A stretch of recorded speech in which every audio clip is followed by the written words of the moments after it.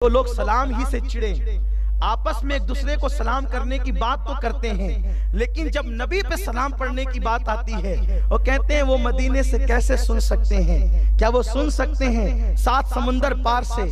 नादान, ये बता कि आका अलैहिस्सलाम की हदीस है, बाज मुर्दों की रूहें अगर वो नेक है तो चाहे जमजम पे है, किसी की रूह अर्श पर है, किसी की रूह आसमानों पर है, ये रूहें मुख्तलिफ है, लेकिन कब्रिस्तान जाते हो तो सलाम करते हो, कब्र यहाँ है, रूह अर्श पर है, तो बताओ वो सलाम का जवाब देता है कि नहीं देता है? देता है। अर्श दूर है या मदीने मुनव्वरा दूर है? जहां जिसकी रूह अर्श पर हो तो वो सुन करके सलाम का जवाब दे दे, जिसकी रूह जिस्म अनवर में मौजूद हो, क्योंकि आका अलैहिस्सलाम की रूह इस वक्त भी उनके जिस्म अनवर में मौजूद है, क्योंकि अंबिया को भी अजल आनी है, ऐसी आनी कि फकत आनी है, फिर वही मौत के बाद उनकी हयात मिस्ले साबिक वही जिस्मानी है, उसकी बीवी से जायज है निकाह, उसका तरका बटे जो फानी है। मेरे आका अलैहिस्सलाम के दीवानों, आका अलैहिस्सलाम की रूह अनवर अब भी कब्र अनवर में मौजूद है।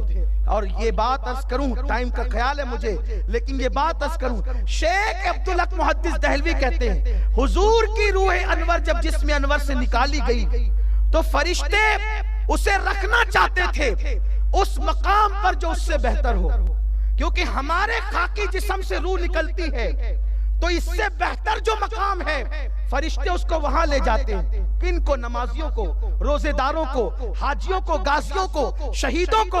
अब मुझे बताएं कि मेरे जिस्म से अफजल मकाम चाहे जमजम है, अर्श है, तो हमारी रूहें वहां ले जाई जाती है, लेकिन नबी के जिस्म से रूह निकलकर अब वहां जाएगी जो जिस्म मुस्तफा से अफजल मकाम होगा। जन्नत क्या है? वो जहां बार बार आए जाएं, वो जहां बार बार आए जाए, माँ बैना बैती व मिंबरी रौदतुम मिन रियाजिल जन्ना, वो तलवे रख दे तो वो जगह जन्नत बन जाए, फिर अर्श पे ले जाए तो अल्लाह अकबर। मुहद्दिसीन का मुत्तफिका मसलक है कि जो मिट्टी नबी के जिस्म से लग जाती है वो अर्श से अफजल हो जाती है, तो मिट्टी जिस्म से लगे तो अर्श से अफजल हो जाए, तो नबी के जिस्म से न काबा अफजल हो सकता है, न अर्श अफजल हो सकता है, न जन्नत अफजल हो सकती है। तो रखे कहां?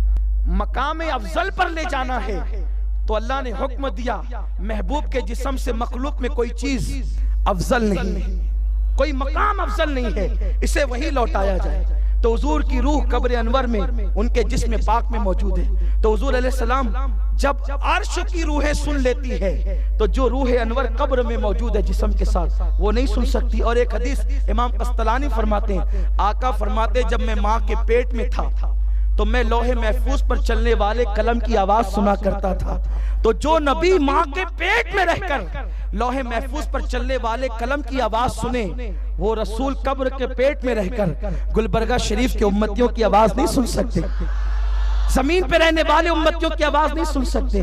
तो लोगों को एतराज है सलाम पर भी, लेकिन इस पर मुझे कुछ ज्यादा नहीं कहना, बस इतना कहता हूँ सलाम तो ताल्लुकात बताता है, कोई लंबी चौड़ी बात नहीं। सलाम तो ताल्लुकात बताता है, जिससे सलाम जारी है उससे पटती है, जिससे सलाम बंद है उससे पिनकी है। अब आप मुझे बताएं, अल्लाह अकबर, अगर आप दो लोगों को मिलते देखें सलाम किए बगैर एक दूसरे से गुजर जाएं, आपको फलसफा और तारीख कोई बताने की जरूरत नहीं, बस बगैर सलाम किए हुए गुजरे आपने फौरन पता कर लिया दोनों की पटती नहीं। अरे उम्मती उम्मती को सलाम किए बगैर गुजर जाए तो आप अंदाजा लगाते हो दोनों की जमती नहीं। और अल्लाह अकबर, जब उम्मती नबी को सलाम न भेजे तो इसका मतलब उस उम्मती की नबी से नहीं जमती। इसीलिए आला हजरत ने फलसफा पेश किया कि लोग एक एक सलाम करते हैं, एक सलाम पे मेरा दिल नहीं भरता, इसलिए कि एहसानात इतने हैं। तो कोई ऐसा सलाम पेश किया जाए कि जबान एक हो और फिर लाखों सलाम हो। तो उन्होंने कह दिया मुस्तफा जाने रहमत पे लाखों सलाम, शमे बज़्मे हिदायत पे लाखों सलाम। लोगों ने कहा एक जबान और लाखों सलाम कैसे? हम कहते हैं नादान तस्वीर का दूसरा रूप देख। जब कोई तुझसे कहता है कैसे है तो आप कहते हैं खुदा का लाख लाख शुक्र है। अरे जब एक जबान में लाख लाख खुदा का शुक्र अदा हो सकता है तो एक जबान में लाखों सलाम भी हो सकता है।